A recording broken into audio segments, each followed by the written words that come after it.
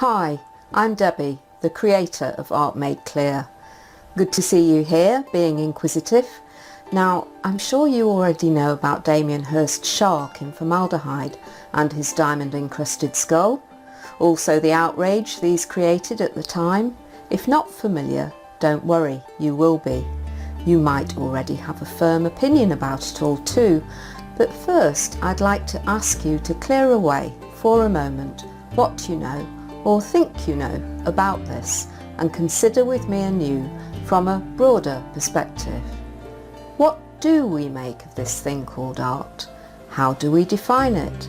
How do we determine what constitutes art and what doesn't?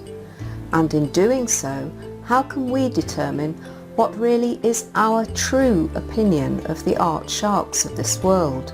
No pun intended. Let's get the facts in front of us. Art is not simple. It has a history. It defies definition simply by being itself. Art as a piece of creative work can be almost anything, neither beautiful or ugly, as subjectivity is in the eye of the beholder. It has value either through its historical meaning or, as is frequently seen these days, as a commodity. Its worth determined by all these things. And so questions emerge. How do we determine what makes a good piece of art? What gives it that meaning? This is where Art Made Clear will help, in being your foundation, creating a firm base in understanding art and all the varied elements that go to make it up. Art Made Clear is straightforward, a way of understanding what art is really about. It offers a comprehensive knowledge which will enable you to create your own informed interpretation of art. We'll get to why Damien's work hit the mark on so many disparate levels in a bit, but first, we all know the scenario, experiencing art in a museum or public space, say, even randomly at a casual gathering. We know something of our liking or dislike, of course. Art in its appeal can resonate with all of us, but just as art can be beautiful, it can still be baffling, sometimes off-putting, too much trouble, or just plain inaccessible. We just don't get it. And then, and we've all been here I'm sure, suddenly those dulcet tones of someone in the know having a deep, intense conversation about technique or symbolism or similar that just underscores our lack of insider knowledge in triplicate, leaving us feeling there's a door closed perhaps, an absence of some key ingredient. Yet all you really need to know to set you on your way is understanding these three simple things, the most important of which is realizing how art changes. Let me show you by answering these three simple questions. What is art? Art is what it is, whatever the artist's intent and whatever the viewer subsequently makes of it. Essentially, art is the sum of its parts. No nuanced trip into PhD art speak needed, or the wholesale adoption of someone else's intellectual opinion. Your initial and personal experience will always be what you take away from any piece of art. But as you gain in experience, the more that personal opinion will thrive. 2. How does art and its history evolve? Art has its place in history, yes, the time it was made, but it doesn't necessarily represent history. Its meaning can be interpreted in many ways, with that meaning representing different things to different people over time. Hence, art does not necessarily progress. It can have an anchor in time, but does not compete or improve, as with the sciences. Whereas science can reach new goals through research and findings, art does not have this goal. Looking back at the advances made during the Industrial Revolution, say, compared to the Digital Revolution, you can see improvements that have been made. These improvements are determined by how they enhance our lives, and so progress is gauged. However, art is what it is at any given time. Materials, technique, intent, really the only fixed point. Another example, in Ice Age cave painting, perhaps this emotes different responses in 20th century viewers than was the original intent of the creators, and yet, as we have no recorded history of that time, not even the slightest benchmark, all we have are our academic and scientific assumptions to go on.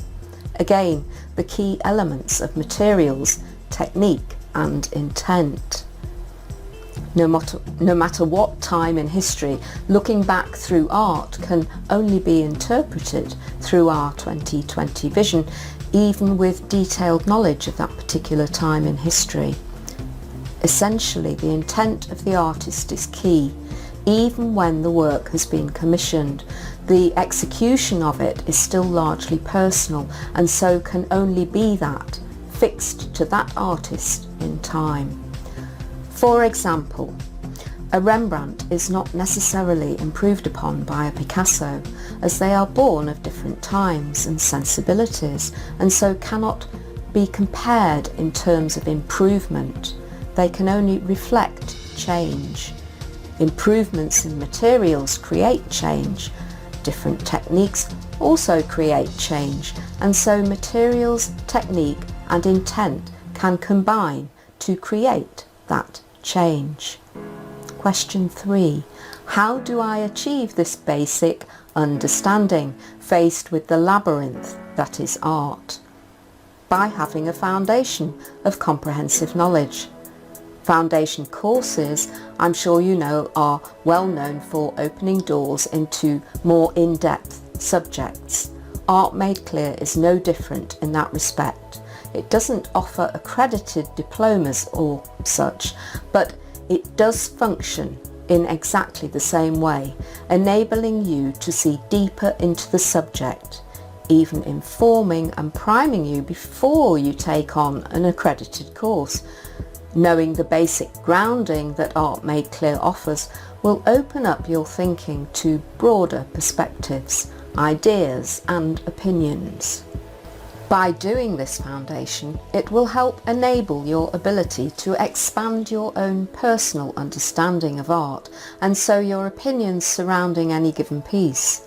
You can, of course, piece together your own research, find well-documented information around certain subjects concerning and connected to art. However, Art Made Clear has already done the work for you. I've assembled and amalgamated everything of relevance together into one consistent timeline, one body of information that covers all you will need to know to get your concept of art in order. This grounding is an all-important key, a foundation on which you can take your knowledge and build upon it, creating your own unique view of art. Art Made Clear is not just feeding you information on art and history. You will find you will begin to assimilate your own ideas, not someone else's opinions, but your very own informed ideas about art. Art is subjective, and personal opinions are what makes art special for each individual. Informed, personal opinions can help enhance how art is understood. Critics would be nowhere without theirs. So personal as well as professional opinions are always vital ingredients to any debate. Being informed about art is not like learning an academic subject. It has its roots in being subjective, so there is no goal or correct outcome.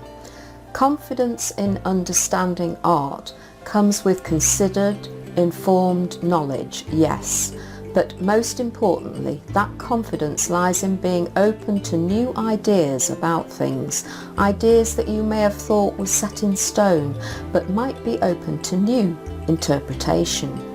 So being able to accommodate that room for change is how confidence in your opinion will take shape Learning about art is no different than any other subject on the face of it.